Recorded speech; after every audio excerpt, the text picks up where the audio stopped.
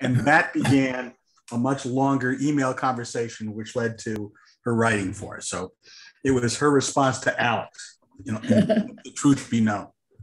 Well, actually, it even predated that. I'd like to say how I came to ACSH to begin with. It actually goes back to the 80s when I was representing asbestos companies in low-level exposures, and everybody was like, oh, asbestos, you look at it, you're gonna die. And there was no voice of reason, and there was no science in any of the publications. The only publication or outlet that I could find reason science was ACSH, and I became a convert at that time. I mean, since then, and actually, I cite several articles in my writings, my scholarly writings, I cite ACSH. A couple of years after that happened, there was a big revolt on junk science, but before the revolt happened, ACSH was the lone voice in the wilderness of reality speak and of science. So I am indebted to ACSH and to the people who are listening for your support, because it is the voice that grounds us when people are more led by emotion than by facts and by science. Wow. So I want to thank. There's a lot of great quotes in there. Thank you. All right, so today I'm going to talk about vaccine mandates. And I'll start my screen sharing here because I have, if I can find it, here we go. There we go.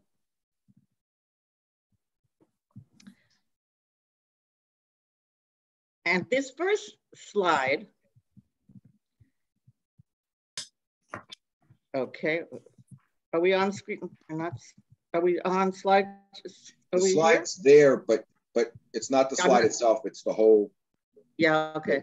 Let's see if I can get from beginning, okay? Okay, there we go. Okay, so I want to talk about vaccine mandates, and I want to talk about it not the way it's usually addressed. Well, I'm for mandates, I'm against mandates. I want to present a more nuanced view, and a view that transcends time, because the decisions are not wedded to a particular position. They really actually should be addressed by the science of the day and by the sociology of the day. So here's a picture of the 1947 smallpox epidemic in New York. And that happened in February, actually in March of 1947, when an American expat came from Mexico, unknown to anybody. He was carrying smallpox. And by the time he was diagnosed in New York, 3 weeks after he had arrived, he had obviously exposed hundreds, if not thousands of people. And what New York City was able to do was to vaccinate 6 million people in a month. This was not mandated. This was voluntary. People just lined up very respectively, without any violence, people just lined up and got vaccinated. Part of it had to do with good communication. The public health officer of New York City, a guy named Israel Weinstein, had pretty much daily radio broadcasts, and those are available today. They're archived. You can hear how he talks to people in a calm voice and how he got people to line up. Now, the interesting thing about smallpox vaccines, the smallpox vaccines are very, very dangerous, probably the most dangerous vaccine. And I have publicly gone out on record, even at government facilities, against routine vaccination of smallpox. And in fact, in this case, 12 people got sick and 2 people died as a consequence of the mass vaccination. But 12 people died from the vaccine. And that did not stop people from lining up and vaccinating. So we have to look at something is obviously very different from the climate in 1947 and the climate today. And so the question actually has 2 distinct phases. On the left, it has a scientific question, do we mandate? On the right, we have a political question, do we mandate? The scientists ask, does it work? And the politicians ask, is it popular? Will it get me reelected? And even the question, does it work, is not specific enough. Does it work to compel vaccination, or does it work to prevent disease? And the evidence from past epidemics, there is clear evidence that it does work. That doesn't mean we should do it though. because it may work, but then we have to decide at what cost. What are we sacrificing in order to achieve this result? Keep in mind the smallpox 1947 epidemic. Maybe if we hadn't vaccinated, many, many more people would have died, and smallpox has a very high case fatality. Maybe not. And so the scientists don't ask that question. They are charged, or they're only supposed to go up to the question is, does it work? And then we're supposed to have political leaders who are supposed to be wise. They're not, most of them. And ask, okay, it's popular, it will get me reelected or it won't, but what will that decision lead to? And that's the visionary politician. And that's what we're not seeing. Okay, there are politicians that say, yes, mandate, no, don't, because they're addressing the popular whim. But what's the next step? What's the chess game? And that's what I'm going to try and show you today. What's the result? Then there's a question, everybody says, what about persuasion? Well, that actually is a no-brainer question, because of course we should use persuasion. But what happens if persuasion doesn't work? Now here, there are studies that talk about why persuasion doesn't work. First of all, there are societal trends. So in 1902, we had to compel smallpox vaccination. There's a famous Supreme Court case, which I'll talk about later, that actually addressed somebody being forced. He wasn't physically compelled, he was fined. And usually when we talk about mandates, we usually talk about fines, some of them quite hefty. Although I will say in the 2018 measles epidemic, New York City tried to get a criminal sanction, and they weren't successful. Tom? Yeah. Do you hear that sound, or is it just me? No, I heard it. Okay. I'm not hearing things. That's as long as I'm not hearing things. So societal trends change, and we have to be cognizant about that. And here's an example of the polio epidemic, the polio vaccine in the 60s. And there are also people lined up, even though there were cases where, in that case, it was a manufacturing defect. In other words, the Cutter laboratories did not manufacture it per the specifications, and there were damages. In the smallpox vaccine, it's not a manufacturing defect, it's what's called a design defect. That vaccine is very difficult to make safer, although today, the new technology, perhaps it could be, but in 47, it was very difficult. Here in the polio vaccine, it was a manufacturing defect, and people still vaccinated. Now, why did that happen? Part of it was a PR campaign. In this case, the March of Dimes went on a concerted effort to make polio even worse than it already was, and there was a huge fear factor. That motivated. The other problem with persuasion is it's very difficult to do effectively. Now, it can be done, and there are instances where it has been proven effective in small instances when you're dealing with people who have not made their decision already.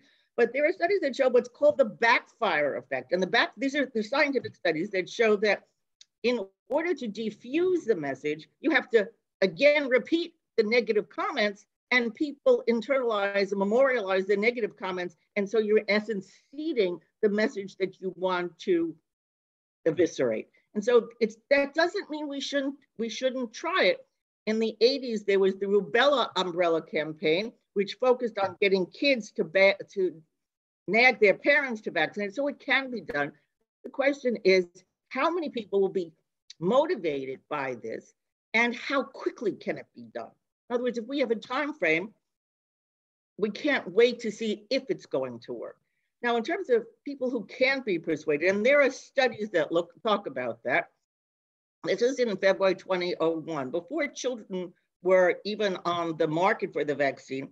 And if you see here, the rising concerns were related to fears of risks, not risk benefit, but risks in the absolute sense. And this is one mindset that we have to guard against. We have to be able to manage or address several mindsets at once. Now, where did this group get this mindset of only focusing on the risks? That is the classic hallmark of the anti-vaccine industry. They have boiled down their message into three distinct rubrics. One, the vaccine is dangerous. Two, the disease is not dangerous. And three, don't trust government. You can't argue with don't trust government. But the other two are problematic because you can't look at things in the abstract. And of course, there are problems with their misstating the information, which I'll get to in a little while. There is also a group of unpersuadable anti-vaxxers, what I call intractable anti-vaxxers, people you will never persuade no matter what or how effective. And the first are the grifters, the people that make money off their message. One of them is Robert Kennedy. Another one is Del Bigtree. And the third famous one is Joe Mercola, who's made in the tens of millions. Now, these people sell space on their websites. Mercola markets his health food products at anti-vax conferences. Del Bigtree charges for what he gives speeches, a lot of money. These people are not going to stop because that's their livelihood is dependent on it. I mean, what would Kennedy's whole family has come out against him? What would he do if he wasn't doing this? Then you have the moms with autistic children. So that's Mary Holland. She was a very well-respected lawyer until she became the general counsel of Kennedy's Anti-Vax Children's Defense Fund group. She has an autistic child. I have a neighbor across the way who's a physician. She has what she calls an autistic child. I don't think the child is autistic at all. I've met the young man. He's in his 30s, nice looking. He's social. He looks at you in the eye. He makes eye contact. He is retarded. And it is socially more acceptable to say my child is autistic than my child is retarded. So when did she decide that vaccines caused his autism? 10 years after he was diagnosed, or she had him diagnosed as autistic, she heard about Wakefield and his tying in autism with the measles vaccine, and automatically that vaccine was responsible for her son's condition. You will not change her opinion. You will not change any mother's opinion who really believes that the child's autism is caused by a vaccine because, as what Kahneman and Tversky say, is the time. The vaccine was given a couple of weeks later, the child's diagnosed with autism, and the correlation, that's the way the human mind works. I won't go into it, but you cannot break that connection. And these women, mostly women, take on the mindset that you're poisoning your children by giving them vaccines. You're not going, they get something out of protecting other children from the fate of their child. The third group is the identity freaks, the contrarians, the people who want to be different. So we have another friend who's a doctor, very strong-minded doctor, and his daughter is very much anti-vaccine. He's pro-vaccine, she's anti-vaccine. And they say it's just to be against her father. It's just to be different. Those people also will never change their mind.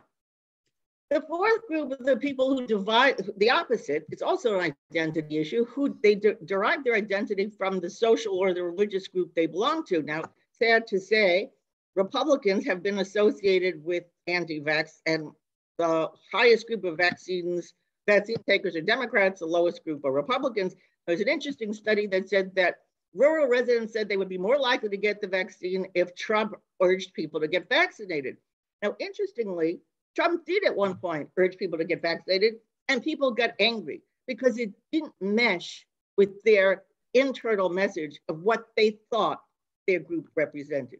You also see this in Orthodox Jewish mothers. There's the Haredi mothers who won't vaccinate. Their group doesn't vaccinate, and that's what our group says, and we are loyal to the party line.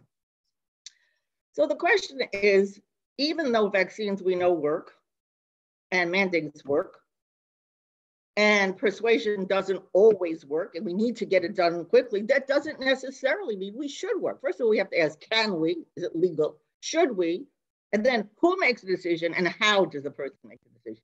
And there are four issues here: the legal issues, the ethical issues, the political issues, and the policy issues, which are not the same as the political issues. So in the legal issues, the first case is Jacobson versus Massachusetts, which was the 1904 case where a pastor sued because he didn't want to take the smallpox vaccine that was mandated by the state of Massachusetts.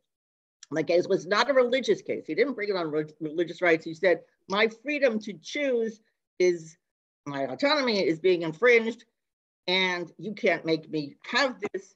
And the Supreme Court in 1904 said, yes, we can. But things have recently changed. There was a recent case a couple of years ago having to do with lockdowns. It's the Roman Catholic Diocese versus Cuomo. And in that case, it had to do with lockdowns. It didn't have to do with vaccines. The court said, oh no, you cannot impinge on freedom of religion. So maybe you can impinge on liberty and autonomy, but if people are claiming that a public health directive impinges on their religious rights, the court said you can't do it when it came to lockdowns. When it came to vaccines, we have a different mix. So Justice Coney Barrett, who is clearly a conservative, and Justice Kavanaugh, who is also a conservative, have come out pretty much saying that religious exemptions can be stricken down. You can compel somebody to be vaccinated, or a state can. It's a state's right to have a police power and to protect the public health. You can indeed compel somebody to vaccinate, even if it impinges on their religious rights. But there is a group of three, Justice Gorsuch leading the group, Alito and Thomas, who have come out and said, oh no, religion trumps anything, even if there's a raging epidemic and the state, with its police power, its constitutionally given police power, wants to regulate and direct vaccination. If somebody says it's their religion, you cannot trample on it.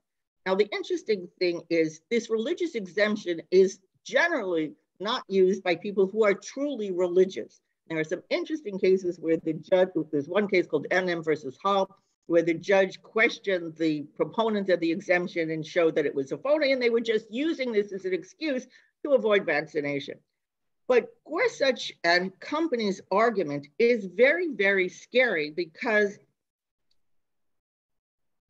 they elevate religion over the public health, the individual right of religion over public health. So far, there are only three of them. Even the other conservative justices, Barrett and Kavanaugh, have not adopted that. What's very strange is the arch conservative of all time, Scalia, was of the position that you can reject a religious exemption. So Scalia was willing to say you can force people to vaccinate even if it's against their religion. But Gorsuch is out-Scaliaing Scalia on this. And I wonder how much of Barrett and Scalia's views that support rejecting the exemption has to do with their constitutional legal view that the state has the power to govern the public health, which supersedes religion, or how much of it has to do with the fact that the Pope has said it's okay to vaccinate. And therefore, what they're doing is they are espousing their own religious views. I don't know. And it's to untangle that is very hard, but it's really very difficult to focus on where Gorsuch is getting his views. He even says that the maxim that if a state treats secular interests in any way differently from religion, automatically that's a violation of the freedom of religion. And then he goes on and he says that allowing medical exemptions is allowed. And therefore, since you allow medical exemptions, if you don't allow religious exemptions, that's treating secular and religious differently, and therefore the religious objection is unconstitutional. I mean, he will stretch it to that extent. And so we have to be careful about that. Up until now, freedom of religion has not trumped the state's ability to compel vaccination. Then we have ethical issues. Now, ethical turns on whether you give more emphasis to the ethical right of autonomy versus solidarity. And up until this epoch now, I have never seen such a focus on autonomy as I see now. Rabbi Lord Jonathan Sacks wrote a book called Morality, and the whole book on how society is falling apart because of this vested focus on autonomy. But autonomy and solidarity are not just ethical considerations. It turns to be political because the right has adopted the autonomy position and the left has adopted the solidarity position. I have a colleague, Roy Gilbar, here, who is trying to come up with some relational solidarity argument that we're all in this together and you can't just look at yourself. And so basically there's no answer on that. Okay, then we have political issues. And so here we have, like in Kansas, where they have just allowed religious exemptions to stand. even though many people, as I said, use it as an excuse.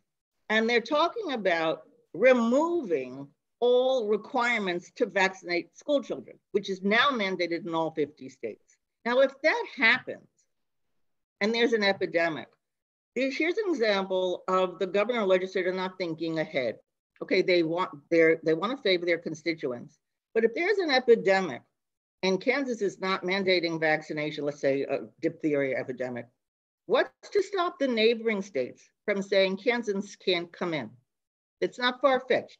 That's what the Rhode Island governor did with Cuomo, or she tried to do with Cuomo when COVID first started. She said, I don't want any New Yorkers in my state, and it's allowed. States can border themselves and reverse quarantine themselves. So there's just one example of not thinking ahead of the ramifications. But the real rubric on which this really should be decided, and it's not, is a risk-benefit analysis. What are the risks and what are the benefits? And here we have real problems even addressing it, but at least if we recognize that that's what the issue should turn on, we have something we can all agree on from a semi-scientific standpoint. Okay, so now we're in this war against Omicron and the new COVID. Is it too late to vaccinate? I mean, okay, we might say, well, vaccination was good with Alpha and Beta, but now with Omicron, and we don't think it works. Is it too late? And so here I give you a quote from Clausewitz. Intelligence reports of war are contradictory. They're even false, sometimes uncertain. In most cases, intelligence is false. Well, we're in the middle of a war here, and we have to be very careful about evaluating the information or the claims that COVID vaccines don't work. The first claim that the COVID vaccines don't work against Omicron came supposedly from Israeli data. And you wouldn't know this unless you lived in Israel, because it's not reported in the scientific press, but you have to be very careful about Israeli data trashing Omicron statistics and vaccines. And the reason is Israelis are very proud. And the Israelis thought that they were going to be the first to have vaccines, or if not the first, one of the first. And two companies, a private company called Bigal and the Israeli analog of BARDA, the government organization charged with biological protection, said, we've got it. And there are newspaper clippings the next week. Migal, and I wrote about this, Migal, you knew right away, was it on the right track? The basis for their claim was that they were working on a bird coronavirus vaccine, and therefore, in a week, they're going to be able to translate it to human vaccines. So that was nonsense. And then the Israeli BARDA couldn't get it done. They blamed the government. The head of that agency, who's no longer the head, has publicly come out and trashed Pfizer and Moderna. There is a nationalistic pride issue here, and there is a gratuitous move to attack and find faults with Pfizer. And you have to be very careful with it. The other problem with that initial study, of course, was that it was reported in what I called the great scientific journal, USA Today. It was not reported in any scientific paper. It was just a semi-preliminary study on a whole bunch of, a small amount of people, and it was actually contradicted by a later study. So you just have to be very, very careful on data trashing the Omicron vaccine when it comes to the Israeli statistics. And so let's look at the risk-benefit analysis post-data. Well, the benefits, of course, is that most of the recent statistics say that the vaccine may not prevent infection, but it does prevent hospitalizations. That helps the public health because we don't have a drain on hospitalization. It prevents deaths, so that helps public health. And of course, the less vaccine that's circulating, and this is a very transmissional vaccine, the less opportunity for the virus to mutate. So those are the benefits. Okay, what are the risks? And most of the risks we're claiming fall on children. But you can't just look and say there are risks for children, which there are, because children don't usually suffer as severely or die as much as older people do. But there have been deaths, 1,000 deaths in young children, and of course, long COVID. So if you're looking at a risk-benefit analysis, it seems to me that regarding the children, you're probably an equipoise, either way. And if you're an equipoise at this point with nothing further in the equation, I would go with don't vaccinate because you don't know. However, that's not where we're at. Because first of all, you can modify the risk for children. There's been some studies saying that if you space out the vaccination schedule for teens, you reduce the incidence of myocarditis, which is one of the young male teen effects. So perhaps we can modulate and lower the risks. But then we have to also look like, are there hidden benefits or are benefits down the line? And children may not get very sick themselves, but they're the prime vector of spreading. So if we don't stop the children from getting very sick, they're going to spread it. And in fact, initially, when COVID came out, then Minister Bennett said, grandparents, stop hugging your children. And my friends freaked out. They really believed it because the children were seen as a danger, as an actual hazard, and no child wanted to hug their grandparents and no grandparent wanted to hug their grandchildren. And it was a horrible situation in terms of cultivating fear because the children are actually the prime spreaders. So we have to get the hidden benefits or one step down the road. There's also the ramifications of the non-vaccination policy. So Kansas is talking, as I said, about eliminating requirements for preschool vaccination. In the last weeks, Israel now has seen two active polio cases. One child is paralyzed, a child is very sick. There's another report of a child in the West Bank that's sick.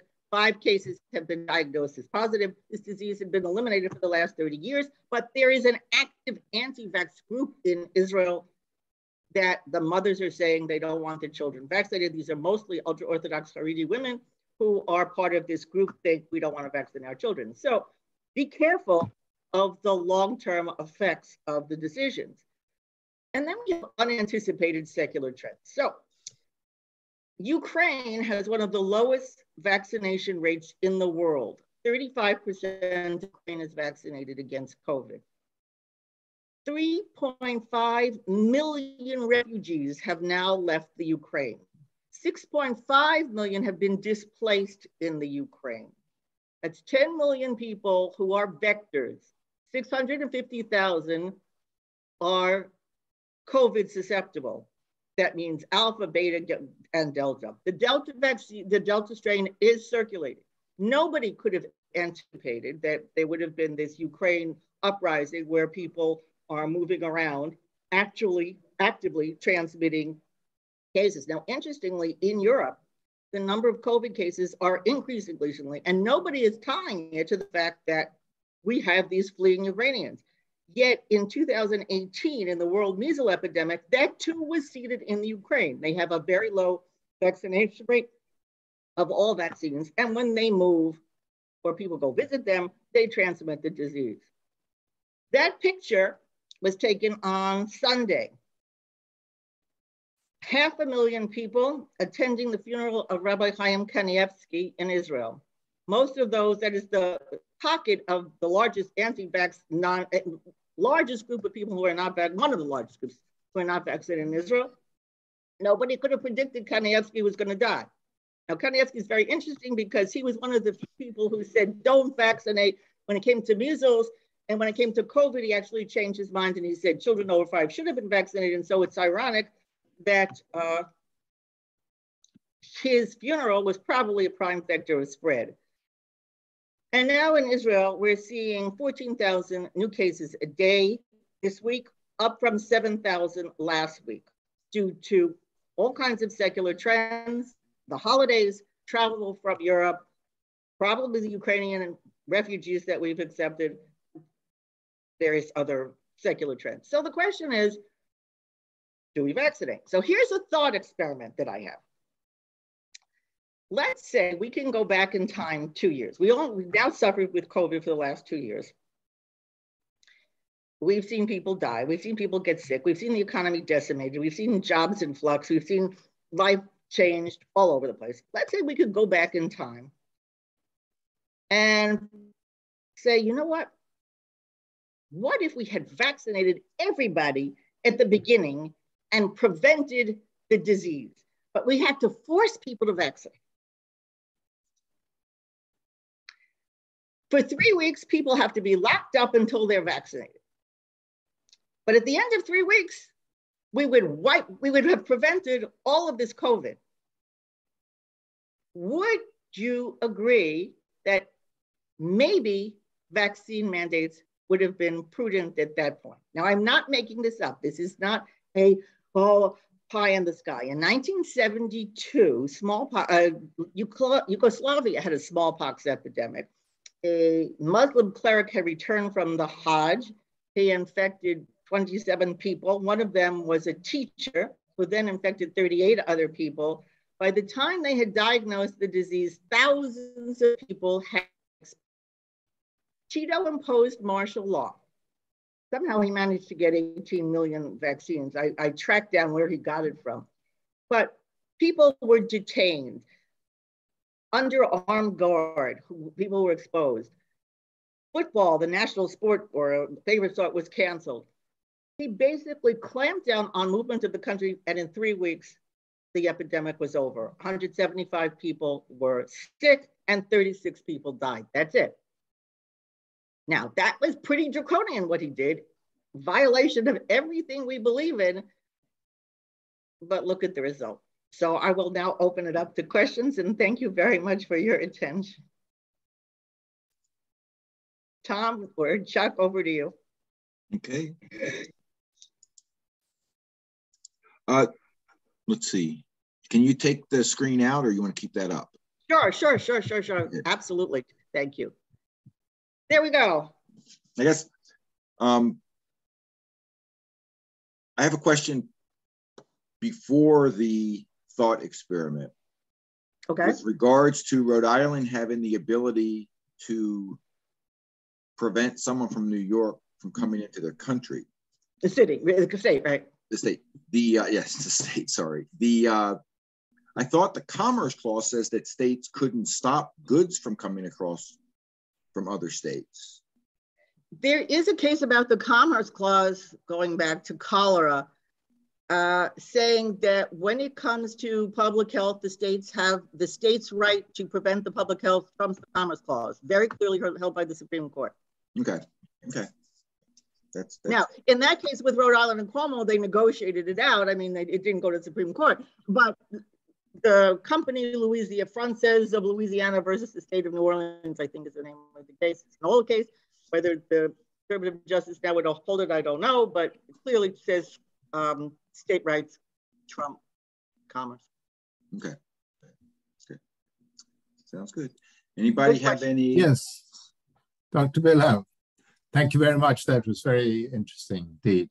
I'd just like you to comment on two areas where it seems to me there were mandates that worked, that in general there was not much opposition. Firstly, George Washington's mandate that the Revolutionary Army should be vaccinated. And secondly, the general mandate for school children of the last 100 years.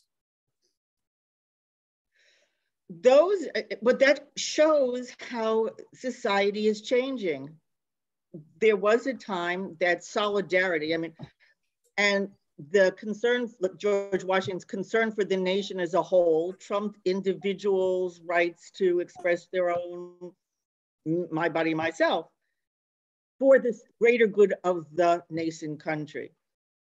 When it came to children, and this is something Chuck and I have spoken about, there was a veneration that science and vaccines were the modern way to go when we want to prevent children from getting sick. Now, I will tell you, those statistics have been taken hostage by the anti-vax groups. They take those charts showing the decrease in disease over time, and they change the parameters of it so it makes it look like the vaccines have nothing to do with it.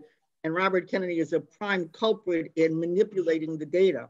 Absolutely horrific data manipulation. But now we're at the point where the anti-vax industry, since 1998, and especially since 2016, has been 24/7 telling mothers, don't blame yourself for your kid's autism. It had to do with the vaccine, and go out and save other mothers from the same thing. So we're in a world today where people don't venerate science or don't understand science. I'll give you an interesting example. 2 years ago, I had a back injury and I was getting physical therapy at excellent physical therapists. And on the table next to me is a very attractive young woman telling the physical therapist how she's trying these new organic herbal salts. What's an organic herbal salt? I know you're a pharmacologist, right? Okay, so you can answer this one.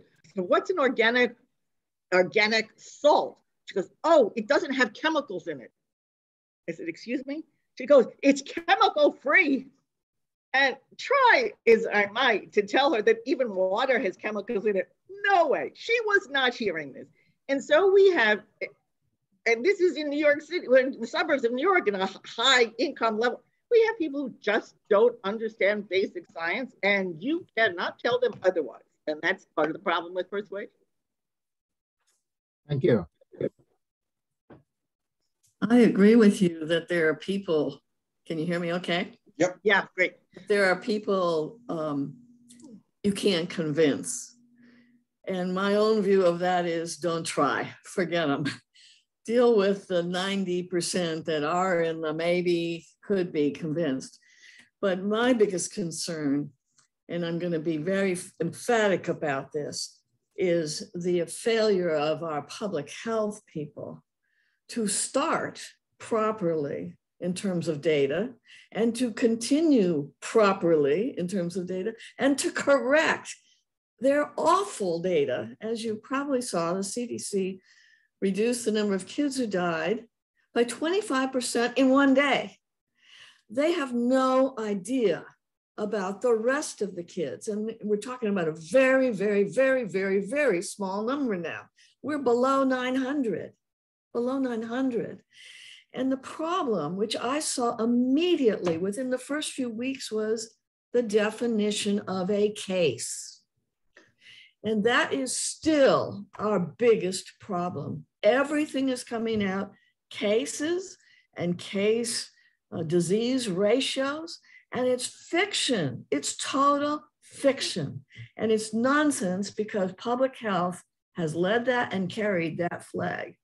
Now, I know what a case is, but it's not the way anyone is using it in the public venue at this point.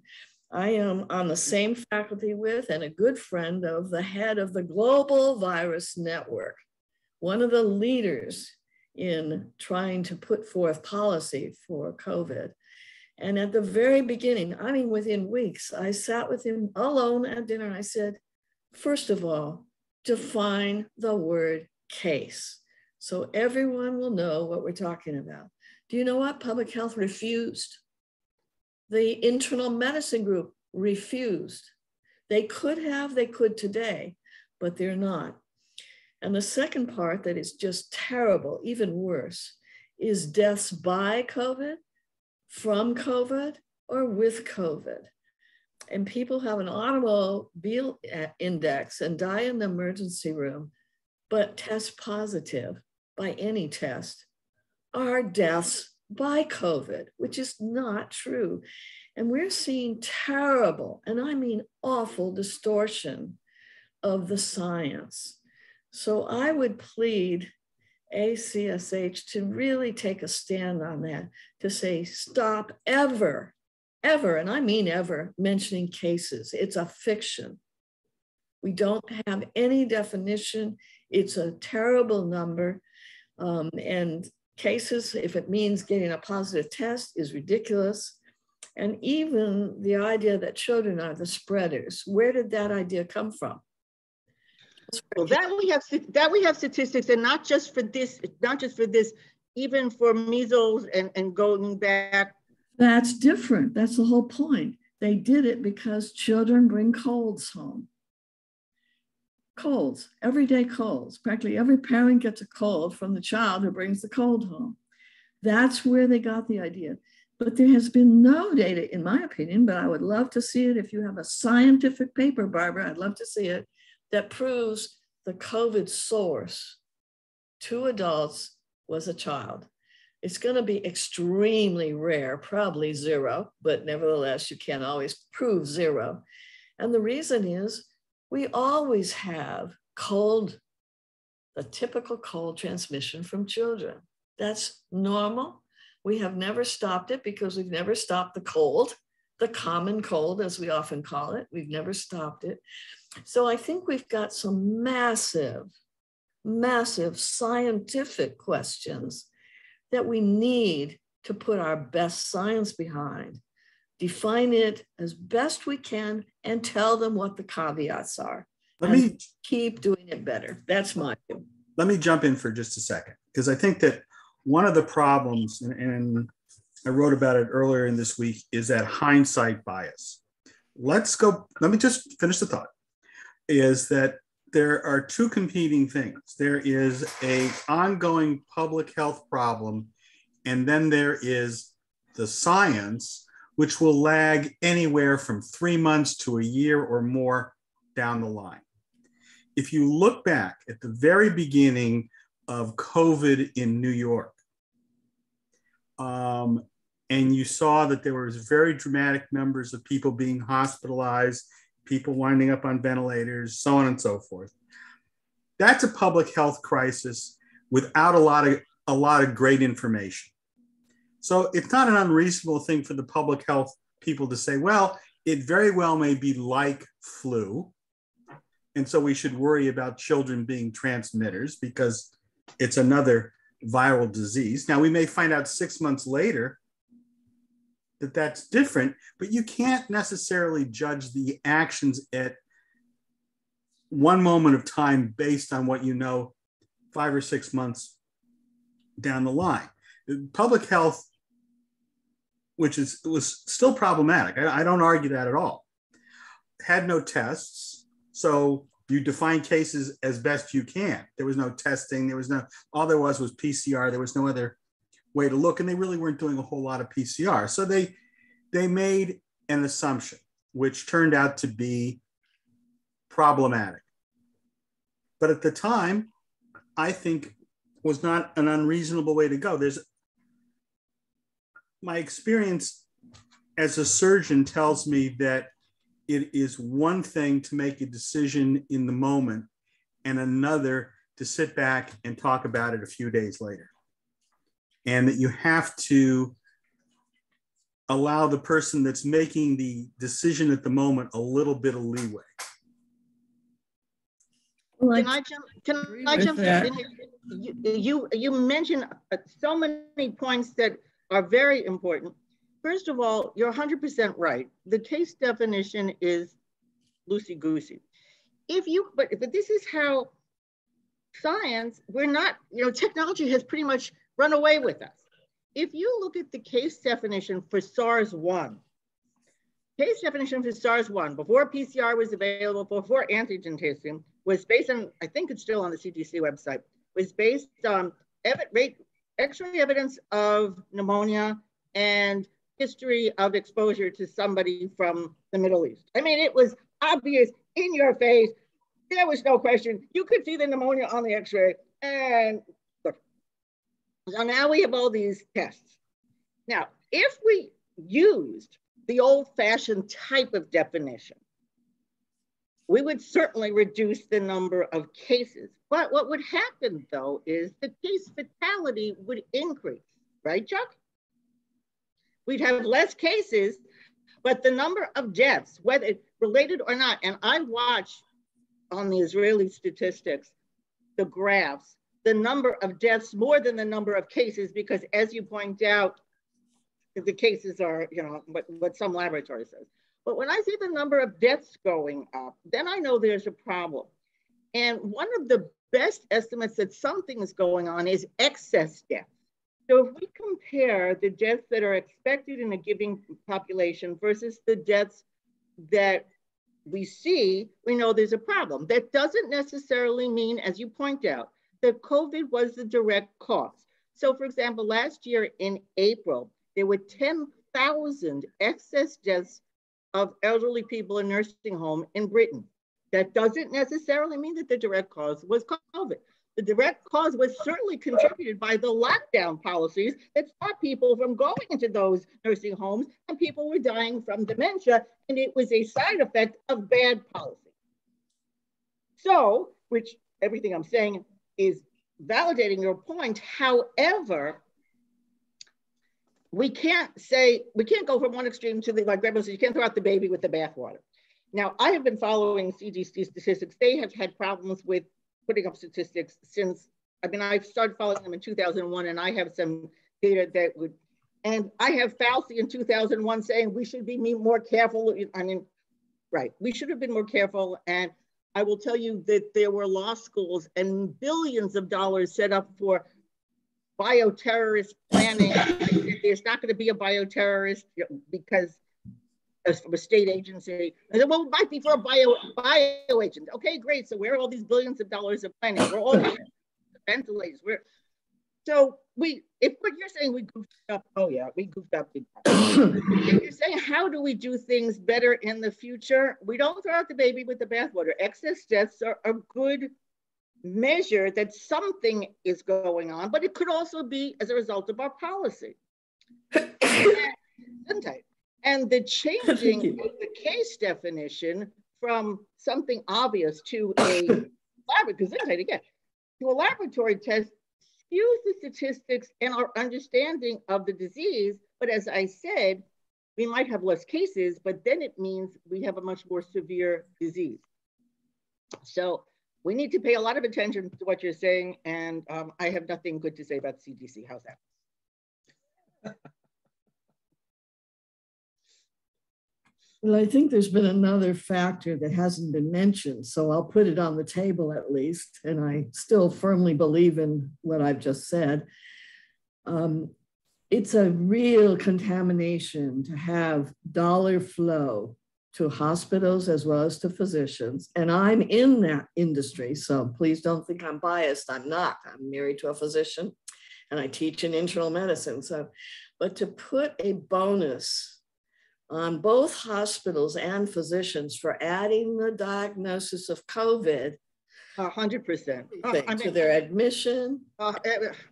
And one more thing, people have actually died of being ventilated. Right. Well, that's true too. That is a hardly understood issue, but being ventilated got a lot more money, and it was kind of the pass the lore along. You need to get this person on ventilation, their oxygen is 90. No, they didn't do a good job on the science, but we have the science now.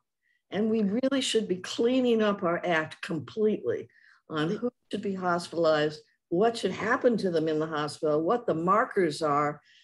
The whole thing is still being mismanaged. I'm sorry, that's not. Yeah, here's another example. Italy was the first Western country to be affected by COVID, and they had two policies.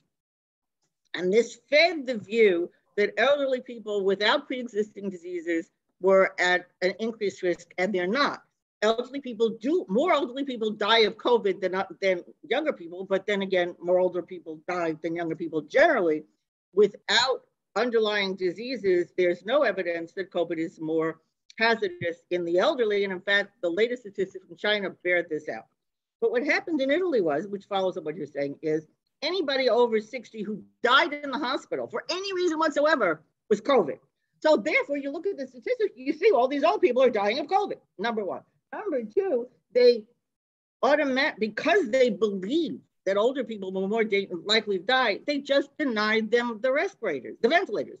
So that artificially increased the deaths of older people, feeding into this view that older people without a pre-existing disease. So what you're saying, we need to clean up our act. Now, the question is, I don't know how we do that. I see Fauci now is on a speaking tour. He's lecturing for the Washington Post. He's lecturing for The Economist, which I had the greatest respect for until I saw that. Well, let's not look to Fauci to clean this up. No. But that's what I'm saying. That's my point. My point is he's putting himself out as the solution, and in reality, just yesterday I went to the CDC site to see if I could see any evidence of an increased death rate due to COVID by looking at the deaths of 85-year-olds and up, 75-year-olds and up, Can't find it. Girls, 0. I know. Don't you're singing my song. You're singing my song. I mean, I have written about this. Yes, older people who are sick will more likely die of COVID, but actually older people are more likely to die of flu than COVID. 90% of cases are in the older people, only 80% are in COVID cases. Okay. Yes. Well, I'm going to go back to the thought experiment. I'm a retail doctor. It's one-on-one deal. I don't deal, surgeons don't deal in wholesale. Everything is a patient by patient sale. And I think that you need to bring the focus of control down to the lowest level you can, probably county level or city level, depending on the size of the county or city, and let them make the decision based on a set of tools. Because what was necessary in New York, let's say they locked down New York back in the first 2 months and they locked it down for a month, was not necessary in Montana, where there was nothing going on. Absolutely. And part of the problem is that we promulgate national guidelines, and because there is a lack of really wanting to be autonomous and taking some other risks, people fall behind the national guidelines because that gives them legal safety. Right. I don't have to act differently at my local hospital if I'm following the national guidelines. I am protected. If I take, and that is definitely in the mix. And when you talk about cleaning up our medical act, and there's been a sea change in how we treat this disease. If you look back at the early protocols that were in New York City, hydrochloroquine, remdesivir, steroids, they were throwing everything that they had at this because they had no clue what was going to work. And you're right. Now, a year, 2 years later, we can get it down to it's Paxlovid. We don't necessarily have to put them on ventilators. There's a lot of things that came from that, but you cannot go back and look at the decisions that were made in the first 3 or 4 months of the pandemic and say, oh no, they were way off base. Nobody had a clue. I think one thing that you make is very important. And I think that the decisions should vest in the locality. And that's why I found it particularly offensive that Florida's governor tried to undo the mask mandates that the local schools were implementing. The local schools were finding that the parents wanted the mask mandates, number one, and number two, the children were becoming sick. And where does the governor get involved on a state level, impacting on local decisions? In the cholera epidemic of 1892, there's a wonderful situation where New York City was fighting with the federal government and the local government in Islip. And the local government in Islip didn't want to take the quarantine passengers, but who governs in an epidemic? And that's something we have. The state has the police power, the federal government does not. But when it comes to a clash between the state and the locality, who's best charged with looking at decisions on the ground in a war? And I think that's one thing that should come out of this is the focus on the importance of locality by locality driven decisions. And it's an advantage when you're dealing with an unknown to have as many different approaches possible to see what works and what doesn't work. And then see if it's transmissible to larger population centers and that sort of thing. When dealing with an unknown, you've got to attack it from as many different sides and angles as you possibly can. And that's very scientific, because then we'd have different ways to compare it, as opposed to Me Too, regimented, and that's almost government where everybody does the same thing in lockstep, which is not scientific at all. So absolutely. But there's still a role for the federal bureaucracy in the fact that they have to be there to make things available to the states and localities that are necessary for them to find the various ways to fight this epidemic or pandemic, whatever it evolves into. So they need to have the storehouses of personal protection equipment. They need to have the storehouses of whatever antibiotics or testing or anything else that might be out there to give to the state. So they do still have a responsibility to protect the overall public good, but doing it in a way that helps find the best solution. And also collecting data and chewing up the data and then analyzing the data. They should be the repository of all the data if they could accurately put it out, which they don't do. I mean, there's a problem. You're asking public health people to do this, statisticians to do this.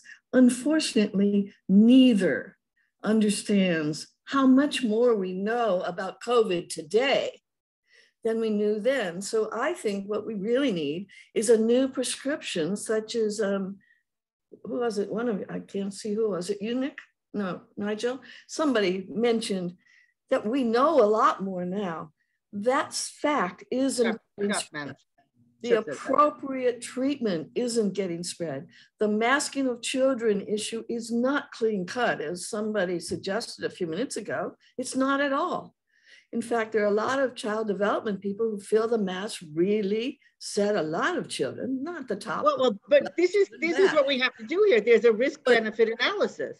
But who's to do it? And that's right. If so few children got it, and even fewer children died of it, then we will have a different picture if that's what you understand and know. Then you're looking at all the wide impacts. So we have to be very careful about mask mandates having other consequences that are just not being recognized. And that's my point, is when you do risk-benefit analysis, you have to look at what else might happen down the road, which people are not looking at. They're just looking at what's in front of me now. And what are the ramifications of whatever policy decision we make? Right. Thank you, Barbara. Yes. Thank you. Barbara also. Does anyone else I love to see Barbara's. I love to see Barbara's. Does anyone else have anything else to add or say or opine? Well, Barbara, I'm going to follow your writings. Thank you. She's worth following, trust me. Thank you. Thank you very much. So with that, I want to say thank you to Barbara and thank you to our guests, and thank you for supporting American Council on Science and Health, and look forward to seeing as many of you as possible next month at our Salk Society meeting. Take care, everybody. Thank you, Tom. Bye-bye. Thank you. Stop recording.